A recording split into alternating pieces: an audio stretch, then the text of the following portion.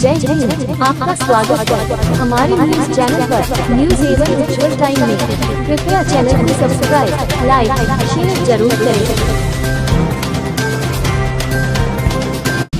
प्रदेश कार्यालय में मैं रवि सिंह पटेल, प्रदेश अध्यक्ष युवा राष्ट्रीय लोकदल, विभिन्न दलों के नौजवान साथियों का स्वागत करता हूं। मुझे ये बताते हुए हर्ष हो रहा है कि चौधरी चरण सिंह की विचारधारा, चौधरी अजीत सिंह जी के संघर्ष और आज चौधरी जयंत सिंह साहब के नेतृत्व को प्रदेश ही नहीं देश का नौजवान स्वीकार कर रहा है।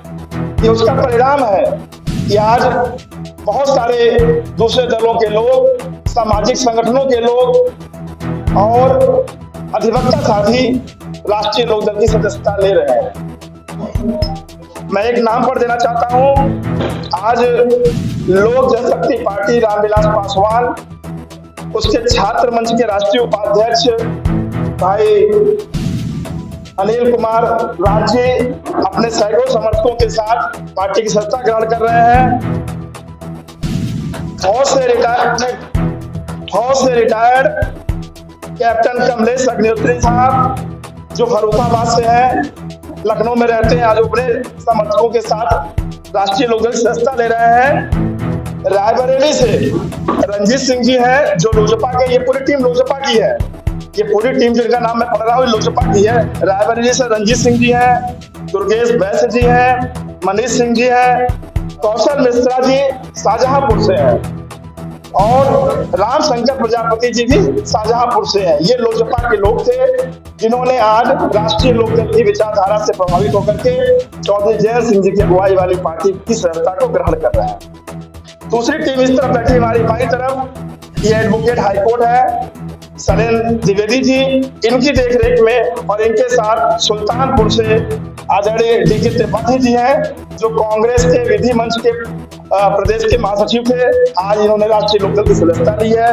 इनके साथ सुल्तानपुर के एडवोकेट मुकेश जी हैं जो आज राष्ट्रीय लोकदल में शामिल हो रहे हैं अपने समर्थकों के साथ। इनके साथ ही ज्ञानेंद्र सिंह जी हैं जो अमेठी के हैं और अमेठी के लोकप्रिय लोगों में से सामाजिक कार्यकर्ता रहे हैं, आज वो राष्ट्रीय लोकदल की सदस्यता को ग्रहण कर रहे हैं।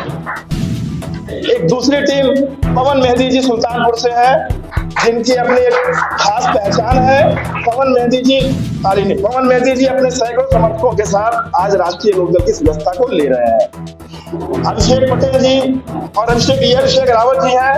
अभिषेक पटेल जी जनता दल यूनाइटेड के प्रदेश के महासचिव थे, आज राष्ट्रीय लोकदल में शामिल हुए हैं। और ये अभिषेक रावत जी हैं, इनके दादा स्वर्गीय राम दुलार रावत जी 1989 और 1996 में, 1989 में जनता दल और 1996 में बहुजन समाज पार्टी के लोकसभा के उम्मीदवार थे बाराबंकी के, और आर्थिक किसान यूनियन के मंडल के उपाध्यक्ष हैं, आज अपने सैकड़ों समर्थकों के साथ राष्ट्रीय लोकदल की सदस्यता ले रहे हैं।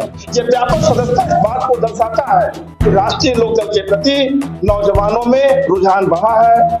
हम सब लोग खुले कंठ से इन्हें विश्वास दिलाते हैं कि आपकी यह सदस्यता राष्ट्रीय लोकदल को ताकत तो देगी, लेकिन जनपद स्तर पे, प्रदेश स्तर पे जयंत चौधरी जी को जो ताकत देगी, आने वाले समय में जयंत चौधरी जी, जो एक भ्रांति फैलाई जाती है विपक्षियों के द्वारा कि राष्ट्रीय लोकदल पश्चिमी उत्तर प्रदेश की पार्टी है। मैं स्वयं पूर्वांचल के मिर्जापुर से आता हूं, तो पूर्वी उत्तर प्रदेश में सुल्तानपुर, अमेठी, रायबरेली, शाहजहांपुर, सीतापुर, बाराबंकी, इन जिलों के लोग भी राष्ट्रीय लोकदल में शामिल हो रहे हैं। आज आपके माध्यम से, मीडिया बंधुओं के माध्यम से मैं सबका स्वागत करते हुए आपसे निवेदन करूंगा कि इस बात को प्रमुखता से दिखाने का कार्य करें कि राष्ट्रीय लोकदल जितनी पश्चिमी उत्तर प्रदेश की है उससे कहीं ज्यादा पूर्वांचल की है, और आज पूर्वांचल का नौजवान जयंत चौधरी को नेता मान के राष्ट्रीय लोकदल में शामिल हो रहा है। और यह जो बड़ी संख्या में आप देख पा रहे, बड़ी जमात जो शामिल हो रही है, यह आसन्न जो लोकसभा का चुनाव है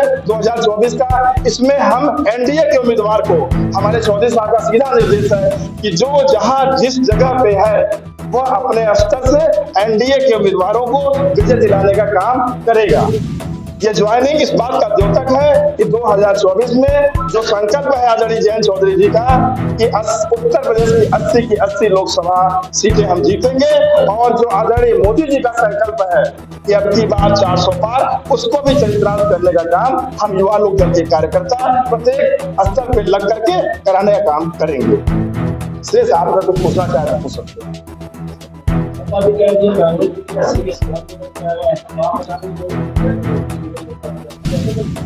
देखिए, कुछ दावे करने के लिए होते हैं, जो अपने मित्रों को समझ नहीं पा रहे हैं, उन्हें उनके दावे कहीं से विश्वसनीय नहीं लगते हैं।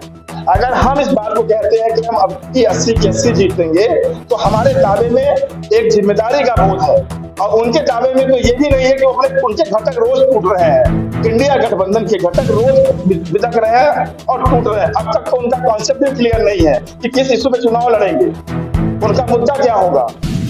देखिए, निश्चित तौर पे इस बात में कोई दो राय नहीं है कि आदरणीय मोदी जी का नेतृत्व देश में एक मजबूत विकल्प है, जो देश को विकसित करने की ओर अग्रसर है। और आज हम एनडीए के घटक हैं। हमारे नेता चौधरी जयंत सिंह साहब ने जो निर्णय लिया है, उसके साथ हम खड़े हैं। ये इतनी बड़ी जमात इस बात का परिचय है कि यह युवा आप पर उड़ाई ले रहा है, और यह निश्चित तौर पे राष्ट्रीय लोकदल के माध्यम से एनडीए को मजबूत करने का ही काम करेगा।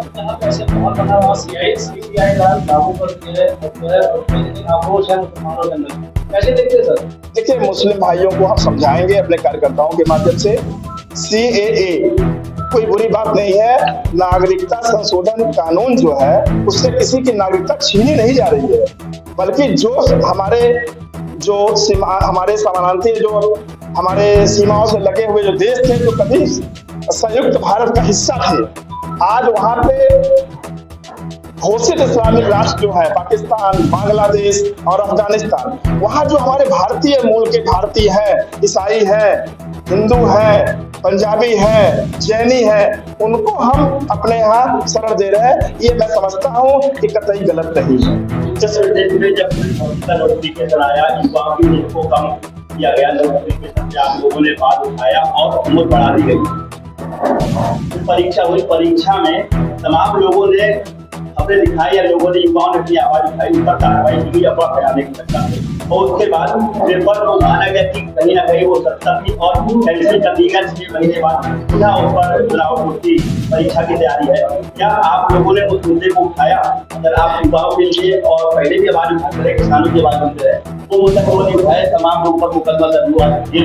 देखिए, आपका प्रश्न जहां तक मैं समझ पाया हूँ, हमारी पार्टी के राष्ट्रीय अध्यक्ष जब दिसंबर में लखनऊ में थे, तो जो आंदोलनरत युवा थे, उनके साथ कदम बढ़ा के उनको न्याय दिलाने का काम किया। और इस प्रदेश के मुख्यमंत्री आदरणीय योगी आदित्यनाथ जी को हम बधाई देना चाहेंगे आपके माध्यम से कि उन्होंने अपनी गलती को स्वीकार किया।